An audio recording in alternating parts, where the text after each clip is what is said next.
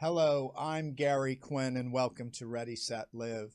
My guest today is an Academy Award winner, Emmy winner, author, Golden Globe winner, activist, and I believe he's Hollywood royalty, Mr. Louis Gossett. Welcome, Louis. Hey, thank you. It's a pleasure to be anywhere. Exactly. I love your I'm very line. grateful when the eyes open. Yeah, I love your quote. The Lord may not come when you want him, but he's always going to be there on time. You know, that came from my great grandmother, and ironically, it also came from Alex Haley's grandma. Yes. Oh, There great. must have been something there's another piece of information that elders wink at each other and talk about, and that's one is this is going to hurt me more than it's going to hurt you. That was a lie. You know, I know you were born in Brooklyn, Yes, sir. and as a young boy growing up, you wanted to be a basketball player or doctor. Yeah. What got you to that audition, that first audition? Well, see, this is divine intervention when we make ourselves available for the message. You know, and we can get into that. We'll talk about that another time. It's in the book also. We find ourselves either involuntarily or voluntarily available for the message. We get out of the way of that message. We find ourselves, here I am, 15 years old, Wow. out of Brooklyn, with a big, thick Brooklyn accent. Uh-huh. And everybody had no money. It was right after we're post-depression children. And if my parents didn't get home in time for dinner, then that was gefilte fish from menudo or corned beef and cabbage or whoever was home. And we got very tight, all these people. Two of my best friends, the Lombardo boys. One grew up to be the chief of police, the other one grew up to be the mafia. Nobody would touch me. So the teachers came from the John, what's the name of the actor? Well, Tallulah Bankhead. Oh, yes. There's a film called Lifeboat. And all those actors, the Dalton Trumbolts, etc., ran from the place because Senator Esther Scafalva did something before McCarthy. They ran to change their names. And they came to New York, where a sympathetic Board of Education put those brilliant, cream of the crop people in Brooklyn. And as a result of those teachers, we grew up with their children. And who were their children? Barbara Streisand. Wow. Arthur Miller. Neil Sedaka, Neil Diamond, Neil Simon, and the mentality. And myself, I didn't know, I've never done anything theater, but I was the president of junior high school and senior class president in high school. So that racism, that whole thing that happened, I guess, around the country, we had no idea. This was Coney Island. Right. So they said, you'll be a Superman today. And I was Superman today. Take the towel. So that mentality allowed me to grow without that obstacle, almost until I was over 20 years old. Until I got out of Brooklyn, I was still supported by the same people, and went to California in 1966. And I'd been back and forth to the South, but they picked me up at the truck at the station and took me back to the farm. I still had no idea about man's incapacity to deal fairly with another person until I was pretty up and old. First time I experienced it was in Los Angeles. Yeah. And it kind of broke my back a little bit spiritually. I had to reach. And I reached in there. They were my old people I grew up with, the Ed Bondys, the William Morris agencies, the guys that owned Universal, the David Susskind from New York. And they put me in the palm of their hand and picked me up and put me there. So I decided maybe I would not be a basketball player. Maybe I would follow this divine intervention. Correct. I was well taken care of. Wow. And you had, Louis, I mean, even your background was, I mean, being cast in Raisin in the Sun, you know, with Sidney Poitier and Ruby Dee. I mean, these were iconic actors now. And did you know that you were in something very special? Yes, I did. I was surprised. It's a chapter in my book called Lightning in a Bottle. And when I was on Broadway, and that's now, let's say Labor Day, 1953, do the math. It's not supposed to be possible for somebody of my complexion and my background to have made it without them having any of the job as an actor until here in 1920. 2020. That's a blessing. That's lightning in the bottle. So I need to talk about it to the young people. What's important and what is not. Yeah, yeah. And I know when you came out to LA, you were, started working, you missed the role in that well-known, what was it, Brian's song? The Brian song, well, I got the role, and in that weekend we were playing basketball, and I tore my Achilles tendon. Yeah. Well, things happen for a reason. Well, that's what happened for a reason. Yeah. And here comes the great Billy D. He should have played the part anyway. Wow. Yeah. And then, he told you that, was it the director or the producer said, I will use you again? Buzz Kulick. Yeah. And you were in Roots. Oh, absolutely. And that was the iconic, I believe that was the iconic pivotal turn that really put you in the driver's seat. Well, there were people in my family, very much like the characters they're asking me to play. I have a photograph of one person in my family that's very similar to Ruth, so I had that in my system. Yeah. That's me at 17, me and my great-grandmother at 115. Oh, wow. She comes from down here in Georgia. That is brilliant. So her influence as an elder, way back before slavery, was one of the elements that keep societies healthy and together. Every session of your life, when you're old enough, you do something for the benefit of the whole tribe. Yeah. So when you get to my age now, I'm an elder, just for what it's worth. Yeah. And open my mouth and speak up, and then go somewhere and sit down. Wow. People younger than me, the men, the leaders, they do the same thing, but everything goes to the family. The fathers, the grandfathers, the mothers, they do something first for the benefit of the whole. What a great concept. Is that the grandma that came backstage to talk to you when you did the play and everybody told you not to say the line? Oh, my great grandma. You have to tell that story. You have to tell that story. I was this kid because everybody fell in love with the new kid on the block. This is 1953. So the people who were falling in love with this new kid on the block were people like Lena Horne and Adam Clayton Powell and his wife, Hazel Scott, and Josephine Baker. They came and brought me my fried chicken and my corn on the cob. Matinees, between the Wednesday and Saturday matinees. I had a dressing room full of the famous people. I didn't know who they were. Eartha Kitt? No, Eartha Kitt was younger than me. Oh, okay. She was down the street. In New Faces, 1953. But so my great-grandmother says, get out of the way. And I get out of the way. And she slapped me 4 or 5 times. And I'm very embarrassed. Why'd you slap me? She says, I taught you how to respect your elders. And you didn't respect your elders up there on the stage. I said, I know, but that's a line in the play. She says, I don't care whether it's a line in the play or not. You must respect your elders. And I'm going to come back next week, make sure you don't say it again. I love it. That is so every time I said the line, I stuttered. I love it. And also I knew someone who said they were on the set of Roots when you said there's going to be another day. Yes, sir. And you were holding up the Kunta Kinte, and she said there was not a dry eye on the set. Even the director was weeping. Yeah, that was a special day. Yep. My best friend at the time was Vic Morrow. Mm-hmm. He's a great actor and a very wonderful friend. And he came up to me and he said, I'm going to apologize in advance. So what are you talking about? I just want to apologize in advance.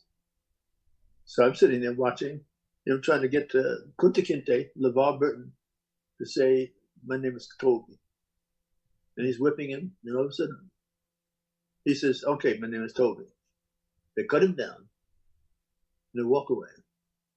Now, my line is to pick him up and put his hand on my lap, and take water and put it on his wrist. And I'm looking at Vic Morrow. I'm looking at LeVar Burton, who is this kid from SC. He's also Kunta Kinte. And the line is, what you care what that man called you. Told me, your name is going to be Kunta Kinte. That's who you always be. Mm. Wow. And then I looked and I said, there's going to be a better day. Yeah. There is going to be a better day. You hear me? Yes. There's going to be a better day. Yeah. So Alex Haley was sitting there. He spoke about it and his speaking tour. And I spoke about it. And we met at the airport, compared our notes, and went in the opposite direction. Very special experience, Roots, and what it has done. Very special. I believe it is history. You were part of the historical pioneer. Yes, sir. Yes, sir. You know. So I love those people today. Those people who are still with us. You know, the Cicely Tysons. Yep. And of course, I miss Maya. There's some great actors and actresses in that thing. Yep. Great ones. Yeah. And then fast forward, you had the opportunity to, move into Officer and a Gentleman when you were in when you were in rehearsal. I read that you went into Camp Pendleton, and you actually were there in a hotel doing basic training. Well, they trained me. There was MCRD, Marine Corps Recruitment Division. That's the DI school. So I did everything but smoke the camels and drink the beer. Mm-hmm. And I know about, I'm not going to tell you how they keep those shirts straight and neat, but they have the Iron Man course, and there's a definite thing. So it got good to me. I came to their set in north of Seattle, an absolute DI. So between me and you, the first Oscar should have gone to those Marines. They made sure there was not a Hollywood movie when you thought about them. And they ran the set. They made it real. And it's a pleasure to be part of that kind of history. Wow!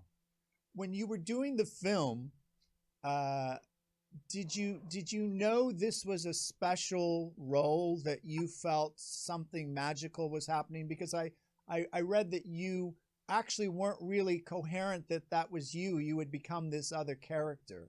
Yeah, I didn't know what it was. I just did what the Marines told me what to do, and it was a breath of fresh air for me to look at Richard Gere, the leading man of the old movies, and talk him down, asking him for his DOR and not getting fired. But it was wonderful, I love Richard Gere. I love David Keith. I love Taylor Hackford. I want to thank them again for allowing that stuff to go the way it went. Yeah. Okay. Moving forward, you went right into what was the energy as far as confidence, energy when you actually won the Academy Award? Well, the energy in the movies in Hollywood was nothing. I got no work, but I got work on television. Some great parts on television. Mm-hmm. So the Emmy was next. I did Anwar Sadat. We had found out that he had started a collection of films. They started with Roots and others, and so he knew all about myself and Sydney and all of us. And they would do his show, and his wife Jihan. She said, "Well, since you want me to pick Mr. Gossett to play my husband." Wow. So I got a chance. This kid from Brooklyn has a chance to get on a plane and go to Israel and go to Cairo and play this character. It was absolutely incredible experience.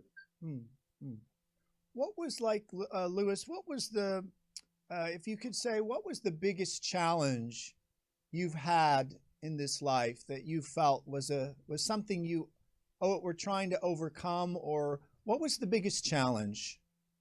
Well, the biggest challenge for somebody of my roots, or whatever it is I learned from some of the parts I played that I had to be twice as good as. I had to overcome the fact that I was dark-skinned in order to make it. And eventually it all came to a head. And I made a couple of poor choices, which, thank God, turned around and were just as good as anybody else, if not better. Black lives do matter, but it's even further than that. We need what we have to offer. And this, because of this pandemic and what God is sending us signals for us to pay attention to, that it's going to take all of us, mankind, to save mankind. And I think it starts with oneness, and really, it's all about love. It's all about equality of being seen. Knowing that you can't get along without somebody else. Absolutely. Very similar. Whatever you do is for the benefit of the whole. Absolutely. That's the way the country was working, and it's beginning to work that way, because look at our children playing ball. Look what they look like. Yeah. Look at these new actors and singers and dancers. It's very exciting to watch these children. Yeah. Yeah. And we're just there for what it's worth to guide them. And you know what's so great about what your body of work speaks, Louis, is that you are a pioneer. You are a pioneer in the world to see people, wow, look, if he could do it, I can do it. And do better. And do better. Right. Absolutely. I know you have a new film called The Reason. Yes, and sir. you play Pastor Jim. Mm-hmm. What is that? And it's about this. Tell me more about it. It's about miracles that start happening within this town. Well, there's that phrase again that me and our early grandparents gave us. God may not be there when you want to be, though he's going to be there on time. We have to interpret that, what it means. Mm-hmm. So we had a terrible accident that happened in the hospital. I'm a minister who's blind, and I have to relearn the fact that God could and would if he was so 24/7. And he's always going to be on time for us. But we have to have this 24/7 belief system that he's always going to be on time. And we can take it from there. Louis, how can people really start to love themselves? Well, there's a process that makes you look at your. I belong to a recovery thing, but that recovery thing is very similar to others around the world. I've met close to 40 million people in meetings. There's some self-check to the list of things that we have to do. We have to get rid of some of the resentments. And the worst resentment that anybody can have is the one that we feel justified to keep.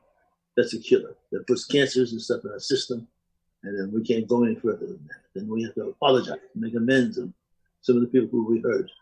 We have to continue to make them on a daily basis.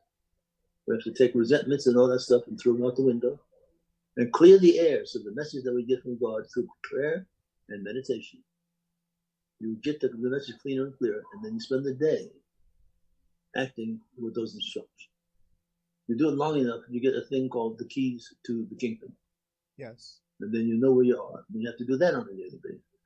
And that's the way we were in the first place. So it's time for us to go back to normal, all of us. If we don't do that, we all may as well be in a 747 airplane, and the plane's crashing. Yes. But people inside the plane are fighting over who's going to be in first class. Yes. And it's interesting, you know, Louis, during this pandemic, I think people have been forced to look within themselves this time.